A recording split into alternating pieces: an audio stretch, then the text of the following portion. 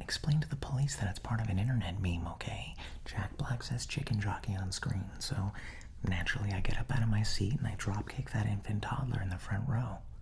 I mean, what's there not to understand? Minecraft. One of, if not the biggest video games in the entire world. I mean, you got Minecraft meals, Minecraft beds, Minecraft clothes, Minecraft candies, Minecraft backpacks, Minecrafts. So naturally, through all of those things, we needed a Minecraft movie. I just got back from watching it, so let's see why it's trending, talk about the story if there really is one, the characters, and of course at the end with a warning, talk about some spoilers. I know kids have been waiting for this movie more than anything, and based off some of these numbers, a lot of you drained mommy and daddy's bank account in order to see it. Okay, so right off the bat, let me just say it. This movie is not a good movie, but in an era where numbers are king and quality is pushed aside, it doesn't really matter if this movie's good or not. With a budget of just $150 million before marketing, this movie's already made that in just its opening weekend domestically. Over 300 million worldwide. That is the biggest opening for any video game adaptation movie ever. Just barely beating the Super Mario Brothers movie, which in my opinion is like 1,000,000 times better. And you can owe all of that to the internet memes. When I first walked into that theater, I was really excited and pretty hopeful that this movie was going to be at least decent. But oh my god, guys, the memes have just made the movie theater experience so insane. We got people throwing popcorn everywhere, kids screaming some of the cringiest lines in history right in the middle of a theater. Whole theaters just losing their minds after hearing one line. And even in some cases, people assaulting the employees. Yeah, are we okay, guys? Is everything alright? And I swear to you, in my theater, everyone's phone was out, like, almost the entire time. People were just taking videos, pictures, just going on TikTok, all that stuff. So when I say it doesn't really matter if the movie's good or not, pretty sure the studios are just looking at the big number that they just made. But I had to address that in the beginning of the video. All the crazy people out there acting dumb in theaters, can we just kind of, like, bring it down a bit? It just feels like a lot of the people spending their money to see this movie care more about finding that viral TikTok clip rather than just watching the movie. But enough about that. Let's get into the story. The first 10 minutes of this movie makes you feel like you're an actual 2-year-old that needs to be explained everything. The movie opens up with Jack Black's Steve narrating his entire experience in life and how he went into the Minecraft world. As a little kid, he was absolutely obsessed with going into the mines, but was never allowed by these old, cranky people. So he finally comes back when he's old enough and enters the mines. And while in the mines, he comes across this cube-shaped orb that I swear to you guys, looks exactly like one of the Infinity Stones in the MCU. I mean, they looked at the Infinity Stone and said, let's do that. So naturally, once Steve, or should I say Jack Black, because he's literally just playing Jack Black in this movie, once he combines that crystal casing with the orb, it creates a portal into the Minecraft world. He then goes on to literally spoon-feed you, like a toddler, exposition about how he grew up in the Minecraft world, how he learned how to build, and there's this evil world called the Nether, where these pigs live, and they kidnapped him, and he had to do this and do that. It's just one of the most rushed, in-your-face explanations of a story I've seen in a very, very long time. Like, the first 10 minutes of this movie can be its own movie if they just fleshed out some of the things. I'm not even joking, it's like this. And then I made a portal to the Minecraft world. And then I used the portal to go into the Minecraft world. And then I found another portal that went into another world. And in that world were evil pigs that kidnapped me. Like, what? So naturally, as Jack Black is trapped in the Nether realm, he basically sends his dog to go out into the real world and hide that orb forever, so that portal can never be opened again. After that whole intro, you basically go on to meet the rest of the cast. We meet who I thought was going to be the main character of this movie, which is this little boy named Henry and his sister, what was her name? Natalie. They recently lost their mom, so they have to move out to Idaho and start this new life in this very small town that quite obviously is just this really boring place to live. In that town is an 80s video game retro shop run by Jason Momoa's character, Garrett Garrison. His name is Garrett Garrison. Nice. It's basically the same character that Peter Dinklage plays in Pixels, which is a washed-up video game champion still trying to relive his glory days of the 80s in present day. That character has kind of been overdone, but I do think Jason did a pretty good job. We then go back to the two kids trying to get their new house going, and the realtor that helped them is a woman named Dawn. Now, Dawn's character, in my opinion, doesn't need to be in the movie, and it has nothing against Danielle Brooks, which is the actor that plays Dawn. I think she did a great job with the material she was provided, but I swear to you guys, this character is a nothing character. And oh my god, she plays into one of the most frustrating storylines at the end of the movie. I looked over at the person I went to go see the movie with, and I was like, are you actually serious right now? Or just wait for the spoiler talk. Dawn helps the kids get settled into the city, and she's not only a realtor, but they find out she has a side hustle of a traveling petting zoo. Like a circus animal car. It's just what? There's a lot of jokes in this movie that I feel fall really flat after the 20,000th time they've said the same joke. And I get it, Minecraft humor is very much internet skippity toilet brain rot. But oh my god, 95% of the comedy in this movie is how random, am I right? And after like 20 minutes of that nonstop, it gets really tired. The little kid Henry ends up going to his first day of school where he meets all these wacky characters at school. One of them being the vice principal played by Jennifer Coolidge, which I actually had no idea was in this movie, but I love Jennifer Coolidge and I think she's hilarious. Her character isn't really that important, except she has this weird side romance story with this villager that ends up coming into the real world. Like, it is really just this side plot that adds nothing to the story, but haha, funny Jennifer Coolidge. I'll be honest, most of her scenes were the funniest in the entire movie. Moving on from that, obviously Henry has a terrible day at school because he is too creative. The classic story of, no, kid, stay in this little box, and the kid goes, no, I'm too creative, I'm gonna get out of this box. While Henry's enjoying his first day at school, his sister is starting her first day at work as the social media manager of the potato chip factory. Get it? Idaho potatoes?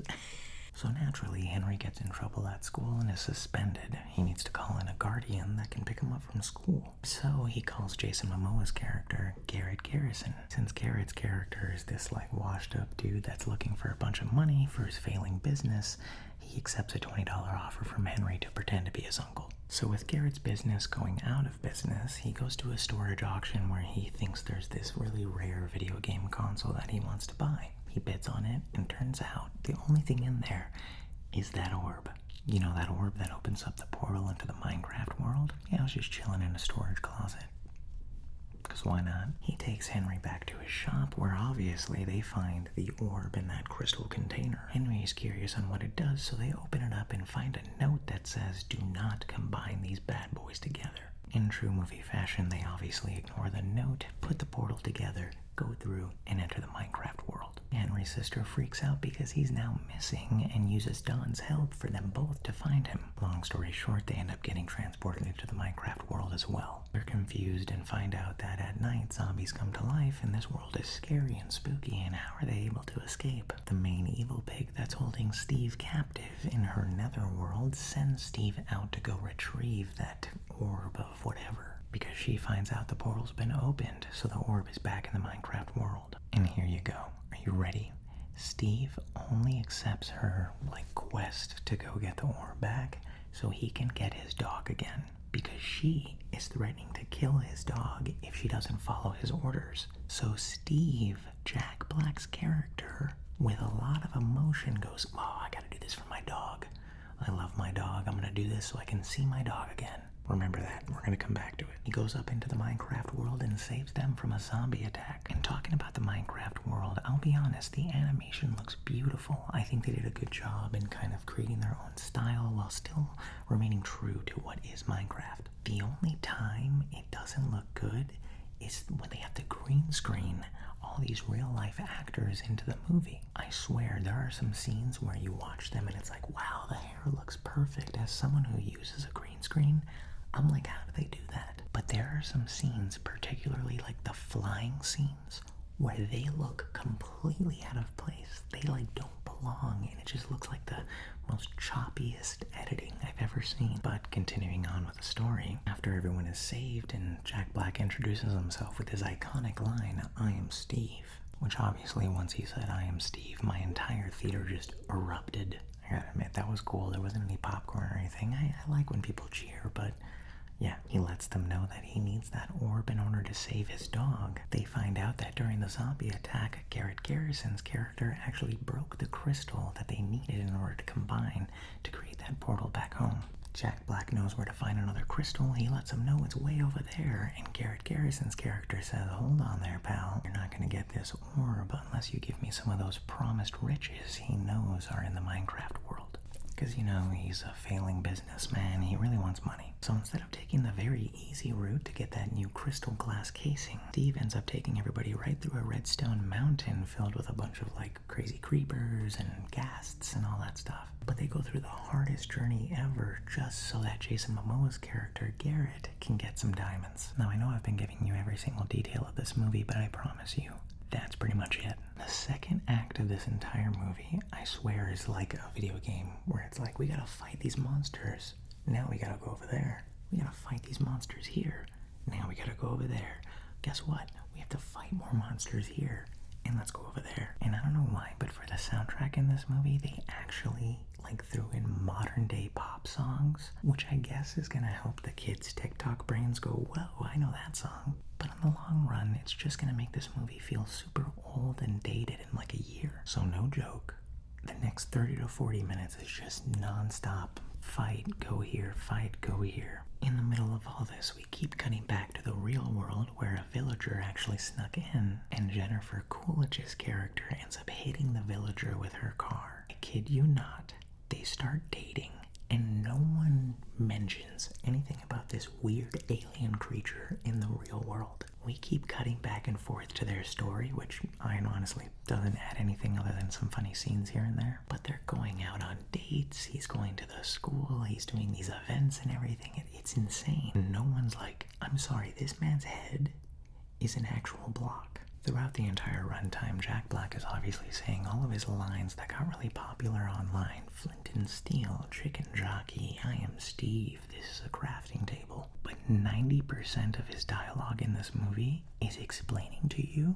how things work. And I get it. If you don't know Minecraft, you don't understand some aspects of it, you need a little bit of explanation.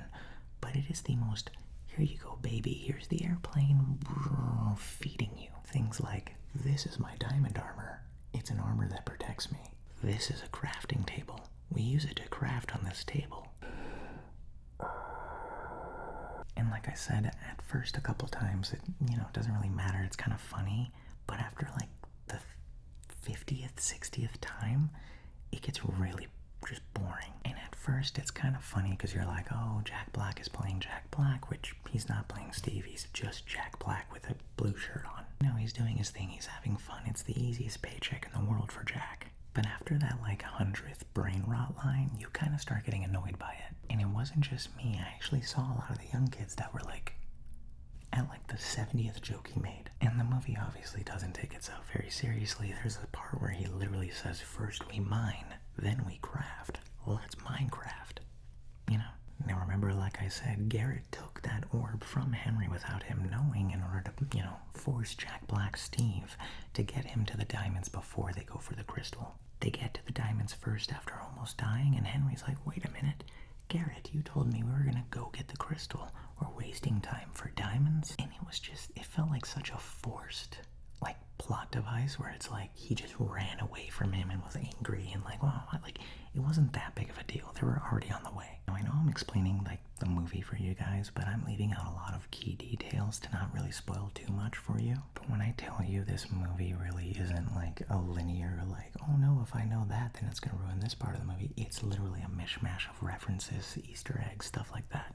Which, side note, they did throw in a tribute to an old YouTuber that did pass away. He was a Minecraft YouTuber named Technoblade, and they threw in a pig wearing a crown for him. Jack Black's character Steve even calls him a legend in the movie, which I thought was a fantastic touch, and I love them for doing that. Okay, since I'm going to talk about the third act now, I'm going to put up a spoiler warning for you guys, but before you go, if you want to watch the movie and want to hear my thoughts before watching the movie, I genuinely think this movie is a good example of it doesn't matter if it's good anymore. And I don't think that's good for movies to be made in the future. It just kind of seemed like cash grab, cash grab, cash grab. You can tell the people making this movie knew a lot about Minecraft and liked the video game, but cared, no bit of them cared at all about making a good movie around that thing. There's no real main character, if I'm being honest. Like, when looking at the poster and the trailers and all those things, you would think that Henry is really the main character, but he really isn't. It's kind of Jason Momoa's character. His character really felt like the most fleshed out and the one that learned the most lessons and grew the most in the movie, and that might have to do with the fact that Jason Momoa is one of the producers on the movie. Kind of shocked me realizing how much they focused on his character versus people like Steve, Henry, and the sister Natalie. At the end of the day, they were pretty much side characters, which was shocking. Steve the entire time was like literally a tutorial video that you watch during, you know, a Minecraft game or something that says this is this does this, that does that.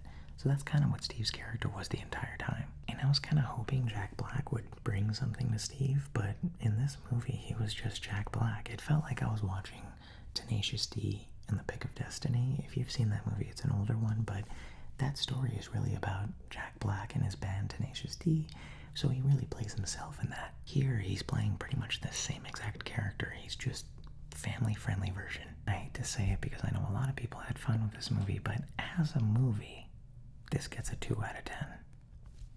I'm sorry. It wasn't incredible. It was a very lazy movie that just relied way too much on brain rot. And I know the big argument is it's a movie made for kids, why does it matter? I grew up on movies like Shrek, The Incredibles, Finding Nemo, the SpongeBob movie. Those are perfect examples of kids' movies with an actual good story, with a message behind it.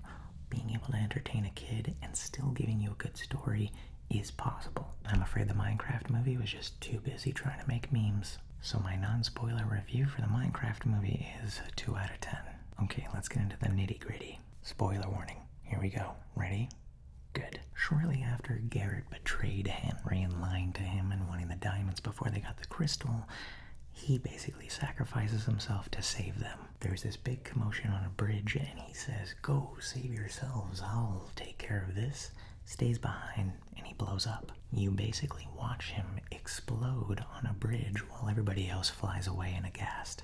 So you think he's dead. They end up getting cornered, and Malgosha, the leader of those evil pigs in the netherworld, yeah, that's her name, Malgosha. After she ends up getting her hands on the orb and the crystal, she uses it to create a permanent netherworld in the Minecraft world, bringing all her minions and monsters into the Minecraft world to take over the place. Big, long CGI fight that's kind of interesting to look at, but it's the most bare-bones fight you'll have. We need to stop that evil beam in the sky before she gets her plan completely done. You know, the same thing like in Avengers and every superhero movie. With the help of everybody around him, Henry ends up getting to the top to where the crystal is using an ender pearl. Which, by the way, they threw in a lot of actual Minecraft sound effects for each of these items, so it was really cool for them to at least have the accurate sounds. He ends up coming just shy of getting the crystal and falls off the tower, and who comes in to swoop him up in the last second? Garrett. I really liked his character in the movie, so it was kind of fun seeing him come in, but it was the most I saw that coming like 50 miles away kind of thing, you know? The way they set that up is such a, okay, he blew up, when's he coming back? He saves him, they end up getting the crystal. Everybody that's in Malgosha's army ends up dying because the clouds are now away. It's very sunny, so they're zombifying. Steve says his final goodbye to Malgosha before reuniting with his dog. Now here we go. Are you ready? The part that pissed me off the most in the movie. Not even 10 seconds after Steve reunites with his dog, the reason why he went through all of this was to be with his dog again and have his dog back. He gives his dog to Dawn.